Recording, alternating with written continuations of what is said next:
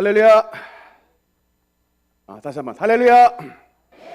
이 광야 같은 세상 가운데 사는 우리에게 언제나 동행해 주셔서 은혜의 구름 기둥과 능력의 불 기둥으로 우리 모두의 삶을 지켜주시는 우리 주 은혜의 하나님을 찬양합니다. 오늘은 특별히 교회력으로 말하면 성령 강림 주일입니다. 예수 그리스도의 부활하신 다음에 50일이 되는 날이 바로 오순절입니다. 이와 마찬가지로 부활절을 기준으로 해서 7주째 되는 주일을 성령 강림 주일로 지키는 것이 오늘날 우리 교회의 전통입니다. 물론 우리가 성령을 받는 것은 때와 장소에 제한이 되어 있지는 않습니다만, 그럼에도 불구하고 이 오순절 성령의 강림이 우리에게 의미가 있는 건 무엇 때문이냐면, 여러분, 교회가 지상에서 최초로 탄생된 날이 바로 오순절 날이기 때문입니다. 여러분, 그래서 성령 강림절은 곧 교회의 생일입니다. 성령님은 교회의 모태가 되어주시는 것입니다. 그래서 교회가 살아나려면 성령으로 충만해야 되는 것입니다. 여러분의 가정이 하나님의 작은 천국이요, 하나님의 작은 교회로 여러분의 가정이 변화되려면 여러분의 가정 가운데 하나님의 성령이 임하셔야 되는 것입니다. 오늘 예배 시간 가운데에 성령께서 강력한 능력으로 역사해 주심으로 말미암아 우리의 모든 죄악이 끊어지고 모든 질병이 치유함을 받으며 우리의 삶에 모든 얽혔던 가난과 저주의 사실이 예수 그리스도의 능력으로 치유함을 받는 주님의 해가 전파되는 복된 예배 시간이 되시기를 주님 이름으로 축원합니다. 우리는 지금 계속해서 믿음의 명문가를 세우라는 제목으로 5월 가정의 달 시리즈 말씀으로 나누고 있습니다. 지난 2주 동안 어린이 주일과 어버이 주일을 지나면서 이제 자녀 양육에 대한 이야기, 그리고 믿는 사람으로서 마땅히 가져야 되는 효도에 대해서 말씀을 나누었습니다. 사실 이런 말씀은, 자녀 양육과 효도에 대한 말씀은 성경에 나와 있는 말씀이지만 어떤 면에서는 도덕과 윤리에 가까운 말씀입니다. 네, 그렇습니다. 그런데 이거는 우리 교회에서만 가르치는 말씀이 아니라 대한민국 안에 인간으로서 건전한 상식을 가진 사람이라면 누구나 동의할 수 있는 예의에 해당되는 말씀입니다. 그런데 이제 오늘 세 번째 믿음의 명문가를 세우라는 세 번째 시리즈의 말씀은 이제 이것과는 다른 주제입니다. 오늘의 주제는 타 종교인들은 안 되고 오직 기독교 신앙을 가진, 이런 기독교 신앙의 본질이 있는 그런 가정들에게만 해당되는 말씀인데, 오늘 주제가 뭐냐면 따라합시다. 가정에 흐르는 쓴뿌리를 끊으라. 다시 한번, 가정에 흐르는 쓴뿌리를 끊으라. 여러분, 아멘입니까? 얼마 전에 우리 교회에 들어오는 그 둘레길 쪽에 농사를 짓는 분들의 모습을 본 적이 있습니다. 이분들은 원래 우리 교회 이 텃밭 옆에 농사를 짓던 분들인데 갑자기 이 땅이 이제 과수원이 돼버리는 바람에 저쪽으로 이제 옮겨갔는데, 그 장소를 이제 옮기면서 이제 그 새로 농사를 이제 시작하기 위해서 이제 밭을 가는데 세상에 돌이 나와도 끝이 없이 나오는 거예요. 저도 지나가다가 잠깐 걸음을 멈추고 도대체 저 많은 돌들을 언제 다 걸러내는가 제가 좀 유심히 지켜봤습니다. 근데 막 하여튼 땀을 뻘뻘 흘리면서 돌을 이제 개간을 내고 있는데, 이제 오다가 보니까 결국은 안 되겠는지 이제 미니 포크레인을 불렀어요. 그래가지고 그 미니 포크레인이 그 이제 땅을 직접 이제 밭을 갈면서 그 속에 있는 엄청난 양의 돌들을 다 끄집어내야 됩니다. 그러면서 얼마나 많이 나오든지 정말 그 돌들로 담벼락을 만들 수 있을 정도로 엄청난 양의 돌들이 막 이 밭 속에서 나왔던 것을 제가 본 적이 있습니다.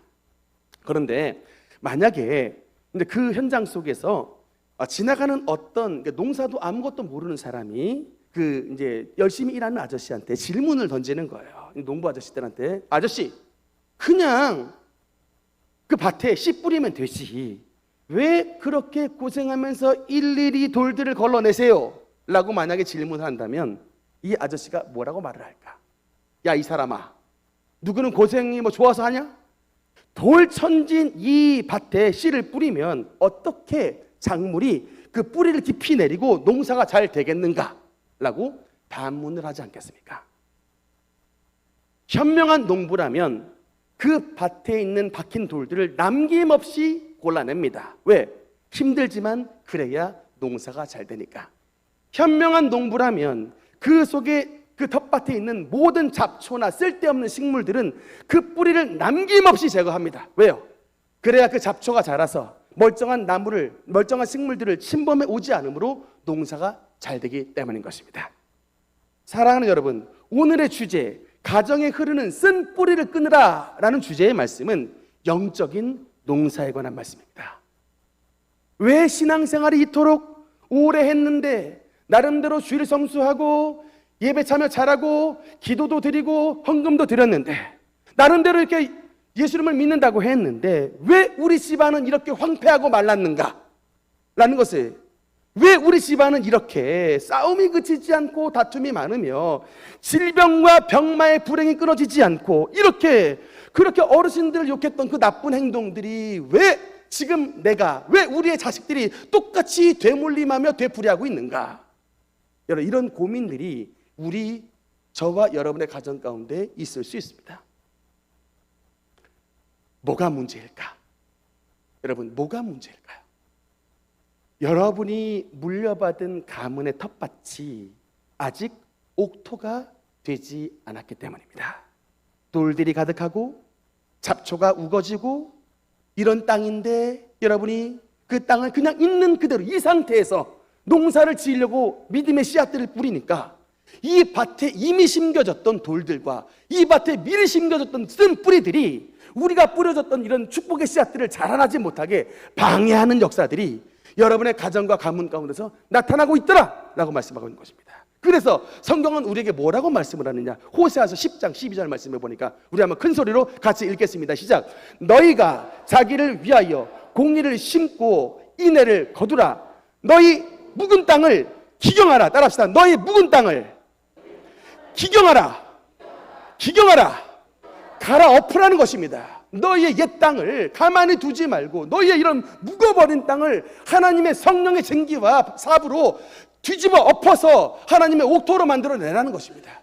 그 땅에 심겨졌던 모든 돌들, 신앙의 방해 돌들과 모든 신앙의 쓴뿌리들을 남김없이 뽑아내어 하나님의 온전한 곡식들이 자라는 아름다운 옥토로 변화시키라는 것이 바로 주님의 말씀인 것입니다. 너희 조상들이 물려준 텃밭을 그대로 두지 말고 믿음과 인내로서 열심히 밭을 뒤집어 엎을 때에 그래야 영적인 농사에 승리할 수가 있게 되는 것입니다. 우리의 가문과 우리의 가게, 우리 가정을 치유받기 위해서는 상당히 중요한 전제의 말씀이 있습니다. 이 두 가지의 가장 중요한 전제가 필요한데 우리의 가정과 가문이 치료함을 받으려면 두 가지의 중요한 전제가 필요한데 버려야 될 게 두 가지가 있습니다. 첫째가 뭐냐면 우리의 자존심을 버려야 돼요. 가문이 치료함을 받으려면 첫째로 우리가 가지고 있는 자존심을 버리고 주님 앞에 참 험불하게 겸손하고 온유한 마음으로 주님 앞에 나가야 되고 다른 하나는 무지를 우리가 치료함을 받아야 된다는 것입니다. 참 이게 자존심과 영적인 무지 이 두 가지가 우리의 가정과 가문이 치료받지 못하게 만드는 가장 중요한 핵심의 원인은 드립니다. 어제 제가 설교 말씀을 준비하다가 이혼 소송 전문가 변호사의 영상을 본 적이 있습니다. 제목이 뭐였냐면 이혼을 결심하는 가장 중요한 순간이라는 이제 영상의 제목이었는데 그러면 멀쩡한 부부가 나 이 인간하고 안 살아 라고 결심을 할 때에 가장 중요한 원인이 되는 요소가 뭐냐? 이분이 이제 몇 가지를 말하는데 그 중에서 가장 큰 것 중에 하나가 뭐냐면 상대를 무시하는 말이래요. 그 가운데서 이제 사람을 정말 이제 화가 나는 게 아니라 활화산이 막 확 폭발하듯이 이렇게 하는 포인트가 뭐냐면 욕을 할 때에 시댁이나 처가를 끌어와서 욕하는 것. 예를 들면 그러니까 부인이 남편에게 그렇게 지아버지가 무능하더니 아이고 너도 똑같구나 이렇게 말을 하는 것이라면 그냥 무능하다고 말을 해도 화가 나는데 이게 그냥 우리 아버지까지 막 끌어들여가지고 막 욕을 할 때 또 그러면 이제 또 마찬가지로 막 또 부인을 욕하는 것이 아니라 그 어머니까지 같이 끌어서 욕을 할 때 이제 이때가 뭐냐면 이제 활화산이 터지는 포인트랍니다. 그래서 어지간해서 여러분의 가정을 평화롭게 유지하려면 정말 집안 분들 엮어가지고 말을 해서는 안 돼요. 아멘입니까? 여러분, 우리 신앙인들이 신앙을 잘 지킨다라고 하는 것은 하나님도 사랑하지만 이웃을 내 몸과 같이 사랑하는 것입니다. 그래서 하나님 사랑, 이웃 사랑, 그 이웃에게는 우리 가족과 우리 사랑하는 주변 사람들, 친지들이 다 들어가 있는 것인데, 그래서 어지간해서는 여러분 이런 가정의 평화를 유지하기 위해서는 집안 분들을 엮어서는 안 되는데, 이제 그래서 대부분이 뭐냐면 어지간한 가정 가운데서는 가문을 건들려고 하지 않습니다. 그냥 이대로 지내면 되지 뭐 이렇게 되는데, 이게 문제라니까요. 가문의 나쁜 역사를 치료받으려면 제일 먼저, 그러니까 이게 누구의 강요가 아니라 스스로 가야 되는 겁니다. 자존심 버리고 연약함을 인정하고 우리의 선친과 우리 가게가 하나님 안에서 치료함을 받아야 되는 영적인 환자라는 것을 인정하고 가문을 주님 앞에 들고 나가야 되는 거예요. 남들에게 연약함을 오픈하라라고 하는 이야기가 아니라, 남들에게는 클로징할 수 있어도 우리를 고치시는 영혼의 의사이신 예수님께만은 오픈을 하라는 말씀입니다. 그래서 상처를 여러분 치료받으려면 의사에게 우리의 환부를 오픈하는 것에서부터 치료는 시작됩니다. 환부를 보이지 않으면요, 치료는 없는 거예요. 우리 영혼의 의사이신 예수님께 우리 가문에 얽혀진 이런 심각한 문제를 주님 앞에 낱낱이 구하고 여러분 아뢰을 때에 하나님의 축복의 치료가 거기에서부터 시작이 되게 되는 것입니다. 한 가지 더 중요한 이유를 말씀드리면, 하나가 더 뭐냐면 바로 무지함 때문입니다. 왜 이 중요한 교리를 성도님들이 이렇게 모르고 있을까? 가장 중요한 이유는 교회에서 목사님이 안 가르쳐 주기 때문입니다. 그냥 안 가르쳐 줘요. 한 걸음 더 나아가 어떤 분들은 이제 이게 신학적으로 파트로 말하자면 이제 가계 저주론에 대한 파트인데, 이 가계 저주는 가짜 복음이다라고 막 힘주어 외치는 분들도 있습니다. 그러니까 설교 시간에 이거 기도해야 된다라고 말을 해도 가게가 치유를 받을까 말까 할 판에 첫 판부터 이거 잘못된 것이라고 막 가짜 복음이라고 들어버리면 아예 그냥 문 닫아버리는 것입니다. 그러면 치유받지 못하는 가정은 누구 책임이냐고요. 그래서 말세 때 좋은 주의 종을 만나는 게 여러분의 복입니다. 양떼들이 좋은 목자를 만나야 그게 복이듯이, 말세 때에 하나님의 복음을 바르게 가르치는 종을 만나는 것 정말 여러분의 큰 복인데, 물론 여러분 그렇게 말씀을 하시는 분의 이유도 있습니다. 그게 뭐 전혀 헛것은 아닌데, 그분들의 말씀의 의도가 뭐냐면 고린도 후서 5장 17절 말씀을 보면, 여기 한번 같이 읽어보겠습니다. 시작. 그런즉 누구든지 그리스도 안에 있으면,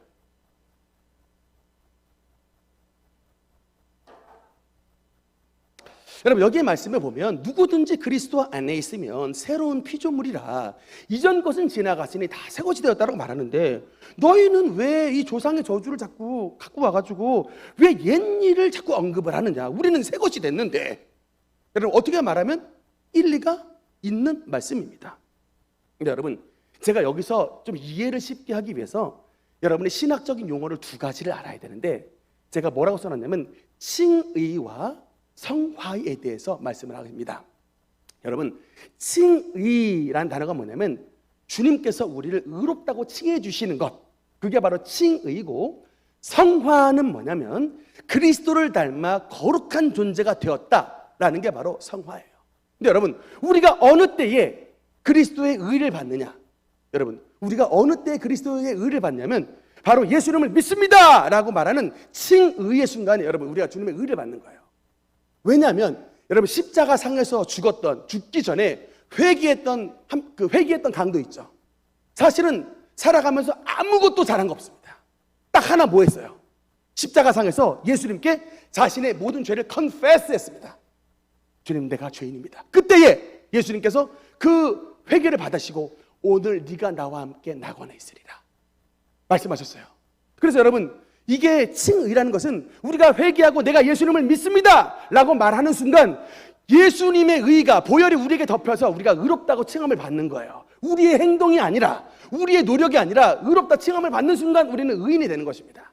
근데 여러분 그러고 나서 끝이 아니라 우리 칭의를 받은 다음 과정이 어디로 향해 나가야 되냐면 성화의 과정으로 나가야 되는 거예요. 여러분, 이게 무슨 얘기냐면 우리가 어저께 예수님을 믿었어요. 주님, 내가 회개하고 정말 잘못 살았습니다. 정말 주님 안에서 이제는 새롭게 삶을 살겠습니다. 주님은 나의 왕이십니다라고 회개했는데 다음날 딱 대보니 여러분, 내 속에 있는 죄와 나쁜 습성이 다 사라졌습니까? 아니에요. 내가 하나님의 자녀가 됐습니다 라고 고백을 했는데 다음날 딱 서보니 나는 여전히 죄인이에요. 여전히 죄악의 유혹이 있고 여전히 옛사람하고 비슷한 유혹을 받습니다. 그러면 어제 나의 컨페스는 뭐고 오늘 지금의 나의 유혹받는 나의 모습은 뭐냐고요. 그래서 주님께서 우리에게 명하시는 것이 의롭다 칭함을 받은 사람은 하나님의 성령을 힘입어 거룩한 길 성화로 나아가라고 말씀하시는 것입니다. 그러니까 그리스도 안에 있으면 새로운 피조물이라 라고 말씀하신 것은 칭의, 법정적 개념이에요.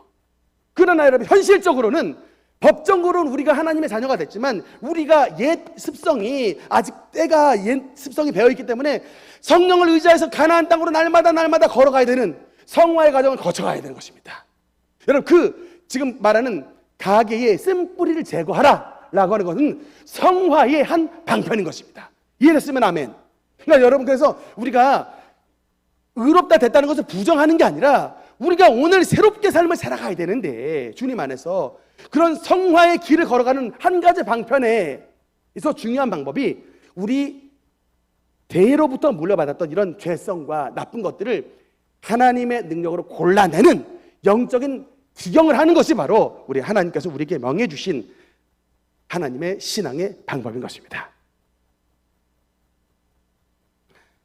그래서 여러분, 그 쓴뿌리라고 말하는 것은 쉽게 말하면 뭐냐면 가계 구성원들 안에 나쁜 공통점, 다시 한번 그 가족 구성원들 안에, 그 가문 안에 통용되는 나쁜 공통점, 이게 바로 여러분 쓴뿌리예요. 예를 들면 할아버지가 도박을 했습니다. 근데 그의 아들인 아버지도 도박을 해. 근데 그의 아들이었던 나도 도박을 해. 그리고 내 자식도 도박을 해. 여러분, 이거 이게 그냥 어떤 배운 게 아니고 환경적 영향이 아니라 그 가문 가운데 흐르는 쓴뿌리라는 거예요. 또 예를 들면 할머니가 바람을 펴가지고 이혼을 했습니다. 그런데 어머니도 역시 동일하게 바람이 나서 이혼을 하고 그의 딸내미도 그렇고 자식들까지 그런 일들이 벌어졌을 때 또 어떤 집안은 학대형을 봤어요. 할머니가 어머니를 그렇게 자기 자식을 이뻐하지 않고 학대를 하더니 그 어머니에게서 자라났던 아들이 또 학대를 받아가지고 나는 결혼하면은 내 자식을 낳으면 절대로 학대하지 않겠다라고 결심을 했는데 자식들을 낳고 나서 보니까 또 그 자식들을 또 학대해가지고 제가 4대에 걸쳐서 학대형을 흐르는 것도 봤었습니다. 이런, 여러분, 말하자면 가계 구성원의 공통적인 죄성들, 가계 구성원의 공통적인 죄책의 발현들, 이것이 바로 쓴뿌리라고 하는 거예요. 왜 쓴뿌리라고 하느냐? 여러분, 히브리서 12장 15절에 한번 읽겠습니다. 시작. 너희는 하나님의 은혜에 이르지 못하는 자가 없도록 하고 또 쓴뿌리가 나서 괴롭게 하여 많은 사람이 이로 말미암아 더럽게 되지 않게 하며. 아멘. 여러분, 이 쓴뿌리란 단어가 성경에 나와 있는 단어입니다. 왜 쓴뿌리냐? 가정을 너무나도 쓰게 만들어 버리니까. 홈 스윗 홈이 하나님의 에덴에 가정을 두신 이유인데 스윗 홈을 만들지 않고 완전히 쓴 쑥과 같은 쑥대밭을 만들어 놓기 때문에 쓴 뿌리입니다. 그리고 여러분, 거기에 왜 뿌리라고 하는 말이 들어냐면 원뿌리가 계속 그 잔뿌리로 길게 나가듯이 많은 사람이 이 뿌리로 말미암아 그 할아버지 때로 그치지 않고 자식 때로 손주 때로 계속해서 내려가니까 이게 쓴 뿌리라는 단어입니다. 그래서 여러분, 신명기 오늘 본문에 28장 18절의 말씀을 보니까 그 쓴 뿌리가 있으면요 독초와 쑥뿌리라고 나와 있습니다. 그 가정 안에 살면 마치 독초를 먹는 인생들처럼 영적 건강이 완전히 무너진다는 거예요.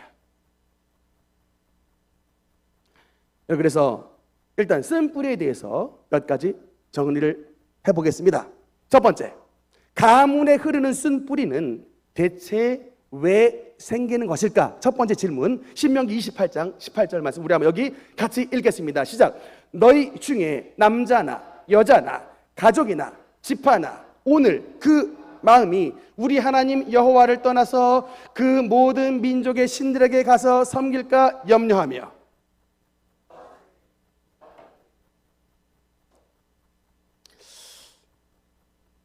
어느 때에 독초와 쑥뿌리라고 말하는 쓴뿌리가 우리에게 나는가? 오늘 신명기 28장 본문에 보니까 그 모든 민족의 신들에게 가서 섬기면 이라고 나와 있습니다. 이게 무슨 말입니까? 언제에 우리 가족에 저주의 쓴뿌리가 생겨난다고요? 우상 숭배를 하는 순간에, 다른 신에게서 제사를 드리는 우상 숭배하는 순간 우리 가문은 죄의 뿌리가 돋아나게 되는 겁니다. 이것을 가장 강력하게 증거하는 말씀이 뭔지 아십니까? 구약 성경의 십계명입니다. 오늘 같이 십계명 출애굽기 20장 5절 6절 말씀 우리 한번 천천히 읽겠습니다. 시작. 그것들에게 절하지 말며 그것들을 섬기지 말라. 나 내 하나님 여호와는 질투하는 하나님인즉 나를 미워하는 자의 죄를 갚되 아버지로부터 아들에게로 3, 4대까지 이르게 하거니와 나를 사랑하고 내 계명을 지키는 자에게는 1000대까지 은혜를 베푸느니라. 아멘. 한마디로 짧게 말하면 우상 숭배하면 가문에 저주받는다는 겁니다. 나를 미워하는 자의 죄를 갚되 라고 말합니다. 여러분, 나를 미워하는 자의 죄가 뭐예요? 우상을 만들고 우상들을 섬기는 죄. 그것이 바로 하나님을 미워하는 자의 죄입니다. 여러분, 그래서 아무리 여러분 입으로 주님 사랑합니다, 주님 송축합니다, 주님 의지합니다 막 그래도요, 막 불상 앞에 가서 막 넙죽 절해버리고 막 죽은 사람 앞에 막 넙죽 절해버리면 여러분의 100마디의 신앙 고백은 무효화돼 버립니다. 아무 의미가 없어져 버려. 그뿐만 아니라 그 우상에게 절하는 순간 여러분만 오염이 되는 게 아니라 아버지로부터 자식에게까지 3, 4대까지 여러분 쓴 뿌리가 전염돼서 내려간다는 겁니다. 십계명 제2계명의 말씀입니다. 그래서 여러분 어떻게 자신을 진단을 해야 되는가? 여러분 이 말씀에 이제 진단을 좀 잘하셔야 되는데, 여러분의 가문 가운데 대대로 크리스천 가문들이 있습니다. 우리 막 3대주, 4대주 할머니서부터 예수님을 잘 교회만 왔다 갔다 하는 정도가 아니고 예수님을 신실하게 잘 믿는 가문은 제가 봤을 때는 이런 가게의 쓴뿌리는 없어요. 그 가정은 그야말로 1000대까지 은혜를 베푸느니라. 우리 아까 찬양했던 여호와는 너에게 복을 주시고 너를 지키시기를 원하며 민수기 6장에 나오는 대제사장의 블레싱이 그 가정 가운데 흐르는 가정입니다. 정말 그런 분들은 목회도 잘 되더라고요. 제가 제일 부러운 사람이 누군지 압니까? 4대 그러니까 목사 4대 집안 이런 분들, 야 옥토예요. 진짜 잘 돼. 하여튼 별로 이게 우리는 막 죽어라고 막 맨날 물리치고 막 맨날 대적기도 하고 난리치는데 물려받은 밭이 옥토를 받았어. 그러니까 대강시모도 막 잘 자라나요. 근데 우리는 뭡니까? 아주 그냥 황량한 밭이야. 엄청 밭갈이 해야 돼요. 막 돌들 걸러내고 막 쓴뿌리 뽑아야 그래야 겨우 이제 농사 지을 수 있는 밭이 되는 겁니다. 영적인 원리가 이와 같아요. 근데 그래서 여러분 정말 복받은 집은 뭐냐? 크리스천 가문 가정에서 태어난 집안. 정말 복입니다. 그래서 여러분 진단이 뭐냐? 여러분 때에 또는 여러분의 부모님 때, 그래서 원래 막 우상을 많이 섬겼다가 그냥 뭐 전도 받아가지고 개종하신 분들 있죠. 그러면 아직 우리 집안이 영적으로 쓴뿌리가 있구나 라고 진단 들어갔으면 맞습니다. 일단 우리가 쓴뿌리를 뽑아야 되는, 영적인 치유를 받아야 되는 그런 가게구나라는 것을 인정을 하셔야 돼요. 그래서 특히 여러분 이 대부분 우리 성도님들의 가정이 이런 쓴뿌리가 있는 가정으로 보여지는데, 이게 참 그렇습니다. 제가 참 특히 이 부분을 뭐 추석 때나 막 설날 때 강조 많이 하는데, 절대 여러분 막 죽은 분도 돌아가셨을 때 제사상 막 절하지 말라고 제가 강조 많이 하죠. 절대로 막 절간 가서 절하지 말라고 강조하죠. 제가 왜 강조하냐면 그게 쉽사리 용서를 받는 죄라면 제가 그냥 별로 민감하게 굴질 않을 거예요. 근데 그거는 여러분의 가정의 근원을 바꾸는 거예요. 악의 뿌리를 출발하게 하는 겁니다. 질병의 뿌리를 출발하게 하는 겁니다. 죄의 뿌리를 출발하게 하는 죄입니다. 그래서 제가 딴 거는 말고 절대로 우상에게는 절해서는 안 된다고 제가 맨날 목 놓아 외치는 거예요. 그렇게 하는 순간 여러분뿐만 아니라 여러분의 후세들이 막 죄의 오염이 되니까.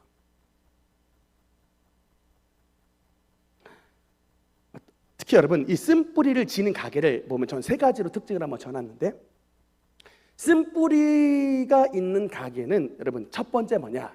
우상 숭배하는 가정. 하여튼 우리의 할머니가 절간에 막 절을 지어 주셨다. 우리 아버지가 막 집안에 불상이 있으셨다. 근데 이제 그 다음 때 여러분이 이 전도를 받아가지고 교회 오시면 여러분의 가문은 우상 숭배로 말미암아 쓴뿌리를 끊어야 되는 가문이에요. 또 두 번째, 조상 제사로 막 멧돼조 막 가문 막 이렇게 뭐 3대조 할머니, 4대조 조상님 막 해가지고 막 제사 많이 드렸던 가정들 있죠. 그 가정 정말 쓴뿌리 뽑아야 됩니다. 특히 세 번째, 우리 막 조상 할머니들 가운데 무당, 보살 막 이런 분 계셨다. 정말 여러분 가게 치유 받으셔야 됩니다. 얼마 전 제가 간증을 하나 들었는데, 이 노태훈 전도사님의 간증을 한번 본 적이 있습니다. 사진 한번 볼까요? 이게 젊은 20대 그 전도사님인데, 이분이 참 특징이 뭐냐면 조현병에서 치유함을 받은 참 강력한 간증의 이야기인데, 이 노태훈 전도사님이 자신의 가정 가운데 있었던 굉장히 어려운 일들을 오픈을 하더라고요. 이거 참 어려운 일입니다.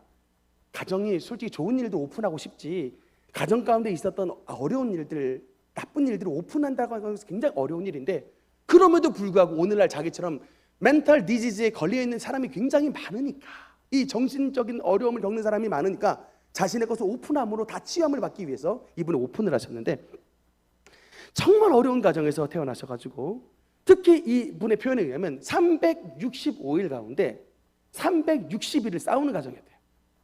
그럼 5일은 뭐냐?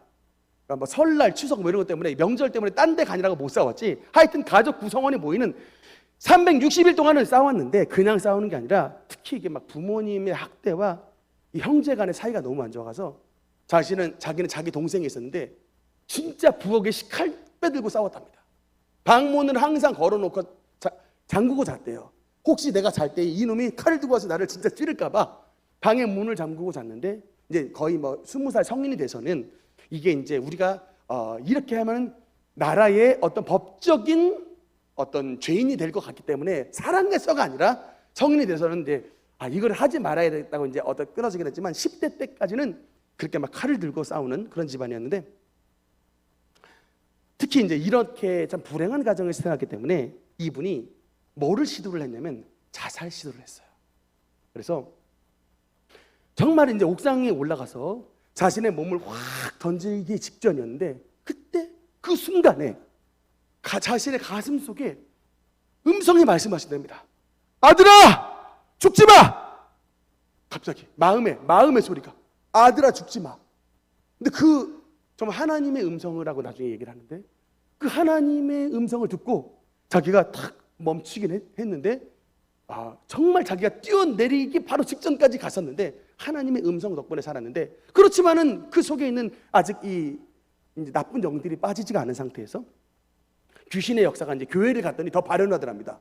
그동안에는 가만히 있었는데 교회에 가기 시작했더니 갑자기 몸속에 귀신의 역사가 나가지고, 이분이 이제 여러분 새롭게 하셔서 한번 보시면 아는데, 허리를 계속 빙글빙글 가만히 있지를 못하고 허리를 계속 돌립니다. 앉아있으면 MC가 물어봐요. 앉아있으면 어떡하냐? 허리를 못 돌리는데. 그때는 목이 돌아간답니다. 그러니까 수업 시간에 이렇게 앉아있는데 계속 목을 돌리니까 선생님이 이제 너 좀 뭐 틱이냐 뭐냐 그러면서 이제 굉장히 이제 좀 문제 있는 아이로 막 바라보면서 그렇게 이제 계속 시도 때도 없이 목을 돌리고 시도 때도 없이 허리를 돌리니까 이게 이제 디스크가 발생해가지고 막 계속 치료를 받았대요. 근데 멈춰지지를 않는답니다. 의지를 가지고 멈추려면 안에서 이렇게 돌리려고 하는 미는 세력과 부딪힌대요. 싸운답니다. 그래서 이제 이렇게 안 된 그 교회에 마침 강력한 안수 기도의 능력을 가진 우리 원로 목사님처럼 그런 능력을 가지신 분이 아마 있었나 봐요. 하루는 청년을 부르더랍니다. 와서 좀 기도 좀 받을래? 받겠다 그러니까, 나사렛 예수 그리스도의 이름으로 명하노니 이 청년을 괴롭게 하는 불법 귀신아 물러갈지어다라고 막 물리쳐 주셨는데, 갑자기 그 순간에 자기 정신이 반 정도 있는데 자기 입으로 막 소리를 지르면서 막 멱살을 막 안수기도 해주시는 분 막 멱살을 잡으면서 막 고래고래 소함을 치면서 그러니까 자기 입으로 자기 얘기를 하는 거예요. 귀신이 내가 이 새끼 바로 죽일 수 있었는데, 내가 바로 떨어뜨리기 직전이었는데 이 새끼가 살았다고 자기 입으로 지금 자기가 말하는 거예요. 그래서 내가 다 목사 될 것 같아가지고 내가 얘 바로 죽이려고 그랬는데 이 새끼가 하나님이 막아가지고 살려줬다 그러면서 막 귀신이 막 통곡을 하고 막 울더랍니다. 그래서 이게 이제 어떻게 됐는가 가게를 추적해 올라갔더니 알고 보니까 이 전도사님의 증조 할머니가 무당 가운데 최고봉 무당이었던 대무당이셨대요. 그리고 그의 할머니, 그러니까 증조 할머니 밑에 있는 할머니가 역시 무당이셨답니다. 그래가지고 그날 그래서 이 막 한참 21살, 22살 청년 때에 막 이제 병원에 가면 병명이 안 나타나는데 몸은 아파 죽겠다는 거예요. 그래서 이분이 말하면 신병이 바로 이런 병이라는 거예요. 무당 만들려고 귀신이 부어주는 신병을 2년 이상 막 버텼다는 거예요. 그건 자기는 이 무당들이 왜 무당이 되는지를 안다는 거예요. 그런 신병을 자기가 알아봤기 때문에. 그렇지만 정말 이제 그 기도자들의 기도와 하나님 앞에 나가 간절히 성령 충만 받고 주님의 보혈의 씻음을 받으니 더 이상 자기에게 이제 조현병 증세도 사라져 버리고 하나님 앞에 완벽하게 거듭나는 하나님의 주의 종으로 변화가 될 수 있었다. 이런 간증을 나와서 주님 앞에 참 신앙 고백을 했던 것을 보면서 여러분 제가 말씀을 꼭 드리고 싶습니다. 절대 다른 건 몰라도 무당은 가면 안 돼요. 우리 젊은 청년들 대학 가서 친구들하고 절대 여러분 아무리 취미라고 뭐 혹시나 해서 무당들한테 사주 받아서는 안 됩니다. 절대 안 돼요. 여러분만이 아니라 여러분의 가문 전체를 아주 오염시키는 행동들입니다. 절대 무슨 일이 있어도 불상 앞에 가서 절해서는 안 돼요. 절대 돌아가신 분 앞에서 제사 지내면 안 됩니다. 여러분 누구한테 쓴뿌리를 제거해 주려고 제사는 못 물려줄 망정 여러분의 후손들한테 가문의 쓴뿌리를 물려주게 생겼습니까? 신앙은 못 물려줄 망정 여러분 가문의 쓴뿌리를 물려주는 가정이 되어서는 안 되는 것입니다. 무지하니까 당하는 거라고요. 무지하니까. 그러면 결론의 말씀입니다. 어떻게 쓴뿌리를 해결을 할 수 있을까? 3단계입니다. 첫 번째로 느헤미야 9장 11절 2절 말씀. 우리가 어떻게 가문에 흐르는 쓴뿌리를 뽑아버리고 제거할 수 있느냐. 느헤미야 9장 1절 2절 같이 읽겠습니다. 시작.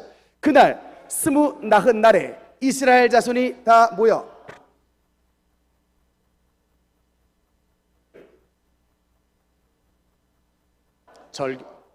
서서 자기의 죄와 조상들의 허물을 자복하고. 아멘.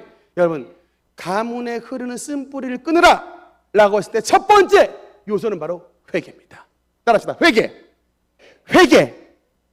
여러분 그러면 이런 질문을 할 거예요. 목사님 저는 한 번도 불상에 절한 일이 없어요. 저는 한 번도 제사상 앞에 절한 일이 없습니다. 그런데 죄도 저지르지 않았던 제가 왜 가문의 조상들의 나쁜 죄를 제가 왜 회개해야 됩니까? 여러분 이게 바로 제가 읽었던 느헤미야 9장 1절 2절이 바로 그 해답이에요. 2절에 보면 모든 이방 사람들과 절교하고 서서 자기의 죄와 자신의 조상들의 죄를 자복했다. 여러분 근데 이 회개 운동을 주도했던 두 명이 누군지 아십니까? 에스라와 느헤미야예요. 여러분 에스라와 느헤미야는 죄 지은 사람이 아닙니다. 에스라와 느헤미야는 하나님 앞에 의인된 삶을 살았던 사람이에요. 근데 자신은 비록 이 죄에 가담하지 않았지만 자신과 느헤미야, 에스라 말고 대부분 거의 99%의 사람이 우상 숭배의 나쁜 죄에 가담하여 우리 전 민족이 하나님 앞에 범죄하여 우리가 바벨론으로 끌려갔다가 지금 되돌아왔습니다. 그때에 여러분 이 에스라와 느헤미야는 자기는 죄 안 졌으니까라고 빠진 게 아니라 여러분 자신의 죄, 이 민족의 죄를 자기의 죄로 여겼다는 거예요. 여러분 이것을 전문 용어로 말하면 identificational repentance라고 합니다. 무슨 얘기냐? 동일시 회개라는 거예요. 내가 죄를 안 졌는데 이 가문의 죄를 나의 죄로 여기는 거예요. 이런 기도를 누가 합니까? 가문의 대표자가 하는 거예요. 가문의 대표는 가문의 자식이 가문의 막둥이가 그런 죄를 저질러도 대표자가 나서서 회개합니다. 잘못했다고. 왜? 대표자니까. 이게 바로 동일시 회개라고. 이 기도를 누가 드렸다고요? 에스라와 느헤미야가 전 민족을 대표하여 나의 죄와 우리 가문과 우리 조상, 우리 열조의 모든 죄, 특히 하나님 앞에 우상 숭배하여 주님을 화나게 했던 모든 죄를 회개합니다 라고 회개했던 거예요. 지혜로우신 여러분이라면, 여러분은 지금 하나님을 잘 믿고 있지만 여러분, 여러분의 부모님이 딱 보면 알잖아요. 우리 어머니 무속 믿었는데, 우리 할머니 회개 못하시고 불교 믿다가 돌아가셨는데, 아시잖아요. 이거를 여러분의 가문의 대표자로서 하나님 앞에 진실하게 회개하셔야 된다고요. 여러분, 왜 그러냐면 이걸 알아야 돼요. 그 할머니가 옛날에 불상 앞에서 열심히 불공 드리고 정한수 떠놓고 용왕 제사를 드리면서 막 할 때에 겉으로 보기에는 종교 행위인데 영으로는요 귀신을 부르는 행동이에요. 그래서 이미 그렇게 하는 순간 눈에 보이지 않지만 여러분의 가문에 초대를 받은 귀신들이 들어와 있는 겁니다. 그리고 그게 대로 내려가는 거예요. 들어와 있다니까요. 정말 들어와 있습니다. 근데 이게 눈에 보이지 않을 뿐이지. 그렇게 들어와 있는 놈을 여러분 어떻게 해야 되냐면 예수 그리스도의 보배로운 피를 의지하여 일단 우리의 모든 죄가 씻음을 받아야 들어왔던 놈들이 도망가게 되는 것입니다. 떠나가는 거예요. 초대했던 놈들은 여러분 어지간하면 나가지 않습니다. 나쁜 놈들은 네가 불렀는데 내가 왜 나가 그러면서 안 나가요. 그래서 일단은 우리가 첫 번째로는 주님 앞에 회개를 해야 되고, 두 번째로 베드로 전서 1장 18절 19절. 이제 일단 회개했으면 두 번째로는 뭘 해야 되느냐? 베드로전서 1장 18절 19절 두 절 한번 같이 읽겠습니다. 시작.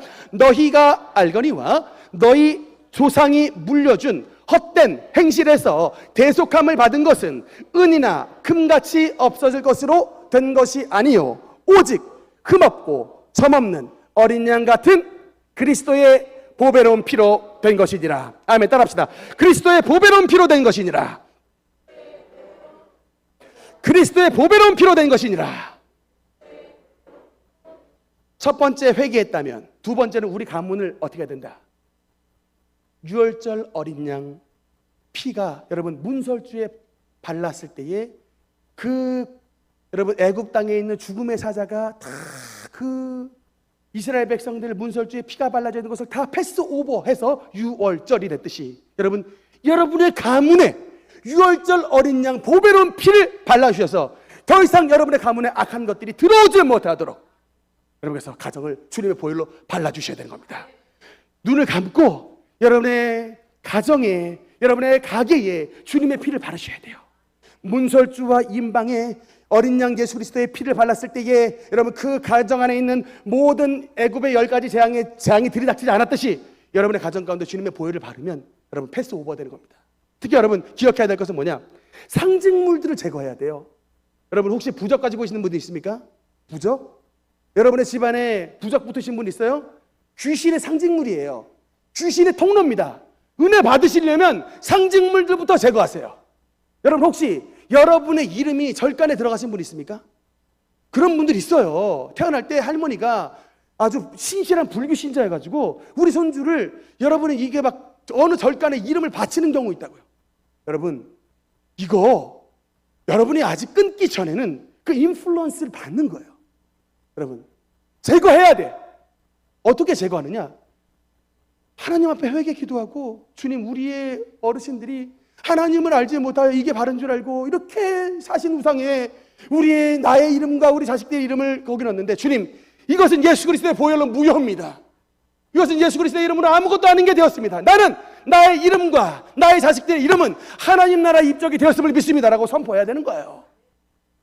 아멘입니까? 이것 한 것과 안 한 것 엄청나게 차이 납니다. 여러분 이거 진짜 영적인 거예요. 여러분 이거 정말 여러분 이 세상의 불교도요 그냥 봤을 때 그냥 행동 같지만 영적이라니까요. 다 이 스님들도 여러분 뛰어난 스님들은 그 스님들이 막 목탁치다가 뛰어난 스님들이잖아요. 영적으로 이렇게 좀 이렇게 민감한 스님들은 목탁치다가 이 안에 그리스도인이 있습니다 라고 집어맞춰요. 내보내요. 이 안에 그리스도인 나가십시오. 우리 군대 선배가 그랬대요. 고참이 앉아있는데 자기 서군종한테 말씀 많이 배워가지고 자기가 자기 말하는 줄 알고 일어났더니 그 땡중이 아니다. 네 아니니까 넌 앉아도 되고 네 아니니까 넌 앉아도 되고 다른 사람이 있다고 나가라고. 알고 보니까 교회 전도사님이 와 계시더래요. 극락왕생 치다가 이게 뭔가 이것과 반대에 부딪히니까 크리스천 이게 있으니까 나가라고 하더라니까요. 끝까지 그 사람 있으면 이거 집회 못합니다라고 얘기하더라니까요. 결국 나갔답니다. 그러니까 여러분 이게 영적으로 그 짝세계에 있는 불교 사람들도 벌써 아는 거예요. 기독교인의 참된 성령을 받고 있는 사람과 아닌 사람을 아는 겁니다. 여러분 종교는 절대로 여러분 쉬운 게 아니에요. 우리가 그래서 우리의 가정을 하나님의 텃밭으로 기경하려면 이렇게 영적인 원리를 밟아서 가야 되는 겁니다. 당연히 물론 여러분의 죄는 아니에요. 여러분이 여러분의 의지가 아니라 부모님이 불교 믿었고 할머니가 조상 제사 섬겼는데 그게 왜 여러분의 죄일까마는, 그러나 어쨌든 여러분은 그 가정 안에서 한 가족이기 때문에 연결된 것이기 때문에 먼저 깨어있는 여러분이 하나님 안에서 믿음의 결단을 내리고 회개하며 예수의 피를 여러분의 가문 가운데 발랐을 때에 하나님의 역사가 나타나게 되게 되는 것입니다. 마지막 세 번째가 뭐냐면 이제 그렇게 예수의 보혈로 회개하고 예수의 보혈로 덮었으면 마지막에 뭐냐면 선포 기도를 해야 되는 거예요. 선언이 여러분 너무나 중요한 거예요. 선포한다 라고 하죠. 여러분 세례 받을 때도 대한예수교 장로회 세례교인이 된 것을 성부와 성자와 성령 이름으로 선포하노라 하죠. 그래 선포할 때 여러분 세례교인으로 딱 등록이 되는 것처럼 선포하셔야 돼요. 뭘로? 하나님 앞에 이제 회개 기도하면서 할렐루야 주님의 이름을 찬양합니다. 우리 가정은 우상숭배로 조상제사로 무속으로 주님을 대적하는 가정이었으나 예수의 보혈로 씻어주시고 성령의 능력으로 새롭게 해주심을, 그래서 하나님의 자녀가 되게 하심을 감사드립니다. 저희와 저희 자녀는 이제 예수의 피로 씻음받은 하나님의 자녀인 축복하여 주시옵소서. 이제 우리는 하나님의 가문이 되었습니다. 각에 흐르는 뿌리는 예수의 보혈로 끊어질지어다 여러분 선포하며, 그런 모든 저주를 끊어내는 여러분의 가문이 될 때에 모든 저주는 우리 가문 가운데서 떠나갈지어다. 하나님의 축복은 우리 가문대로 흘러올지어다. 선포하면 하나님의 축복과 역사가 여러분 삶 가운데 나타나게 되게 되는 것입니다. 오늘 말씀을 받는 여러분, 그냥 이 말씀을 한번 듣고 흘리는 것이 아니라 여러분의 가문에 혹시 쓴뿌리가 있는 것이 감지가 되고 발견이 된다면 하나님이 주신 성령의 능력을 힘입어 우리 열조들이 범했던 모든 죄를 Identificational Repentance, 동일시 회개로 내 가슴에 안고 가문의 대표자로서 회개 기도하고 여러분의 가문 가운데 아브라함의 조상 아브라함처럼 축복의 가문의 선조가 될 수 있는 그런 놀라운 축복의 역사가 나타날 수 있도록 열심히 주님 앞에 회개하고 보혈로 씻으며 선포 기도할 수 있는 우리 모든 능력교회 성도들 되시기를 주님 이름으로 축원합니다. 기도하시겠습니다.